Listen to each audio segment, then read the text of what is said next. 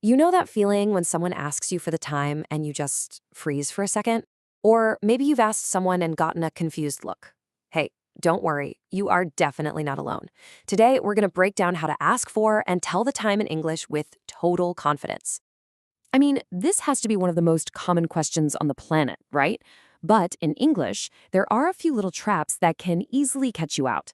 So let's dive in and make sure you never get stuck on this again. Okay, first things first, and this is absolutely crucial. It all comes down to this tiny little word, the. If you ask someone, do you have time, you're actually asking if they're free to chat or help you out. But if you want to know what time it is right now, you have to ask, do you have the time? Getting this right is a total game changer. So here's our game plan. We'll start with how to ask, then we'll cover the super simple digital method, and then the classic old school way. After that, we'll add some key details, and finally, we'll put it all to the test with a bit of practice. Sound good? Let's go. All right, first up, let's just master the art of asking. It's really simple, and there are basically two main ways to do it. And it just depends on who you're talking to. So if you're with your friends or in a really relaxed situation, what time is it is perfect. It's direct, it's casual. But if you're stopping a stranger on the street or you just want to be a bit more polite, starting with, excuse me, and then asking, do you have the time, is always the way to go. It's a small difference, but it shows you've got great social skills. All right, let's get into actually telling the time. We're going to start with the easiest method out there, the one you see on your phone or your digital watch. Think of this as your foundation. And look, the rule for this could not be any simpler. You just say the hour, and then you say the minutes. You are literally just reading the numbers right off the screen. For instance, if you see 2:10, you say, it's 2:10. If the screen shows 8:45, you say, it's 8:45. See? Easy. You already know how to do this. Now, here's the one little trick you need to know for this method. For those first 9 minutes of the hour, we almost never say 0. Instead, we say oh. So 10:05 becomes it's 10:05. It's a small change, but it'll make you sound way more natural. Okay, you've got the easy way down, no problem. So, ready to level up? This is the classic traditional method that you'll hear native speakers use all the time. Mastering this will really take your English skills up a notch. Think of these as your 4 magic phrases, the building blocks for this whole method. At the top of the hour, we say o'clock. At 15 minutes, it's quarter past. At 30 minutes, it's half past. And at 45 minutes, it's quarter to. These are your essential shortcuts.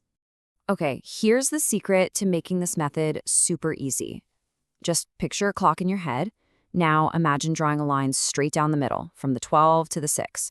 Everything on the right side of that line is past the hour, and everything on the left side is to the next hour.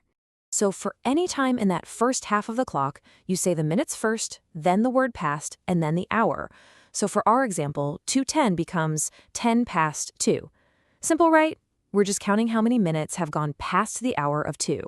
And this is where it gets interesting. Once you cross that 30-minute mark, your brain has to flip. You stop counting up from the last hour and you start counting down to the next hour.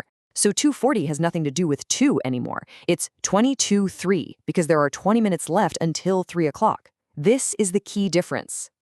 Excellent. You've got the two main systems down.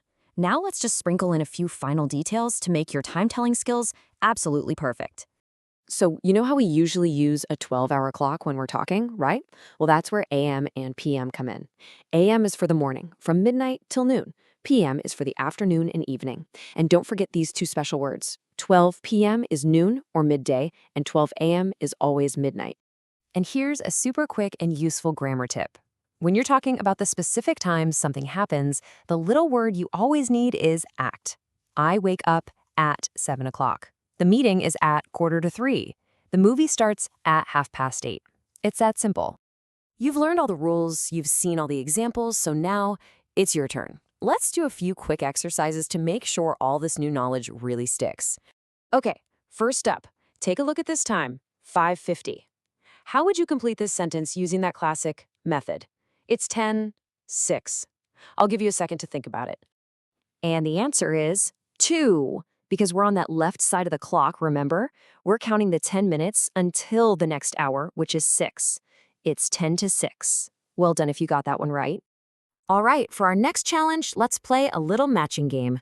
Try to match the digital time on the left with the classic phrase on the right. Feel free to pause here if you need a moment. You right? Okay, let's check the answers. 6:45 is C, quarter to 7. 6:15 is A, quarter past 6. 6:30 is D, half past 6. And that means 5:45 must be B, quarter to 6. How'd you do? Okay, one last test for you. Can you spot the mistake in this sentence? It is 15 minutes past 7. Now, it's grammatically correct, but a native speaker would probably say it a little differently. What's the more natural way to phrase this?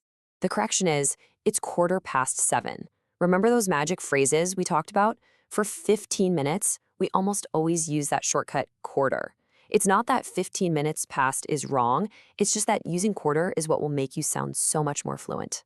And that's really all there is to it. You've learned how to ask for the time, how to tell it in 2 different ways, and all those little details that make a huge difference. The only thing left to do is get out there and actually use it. So go on. What time is it?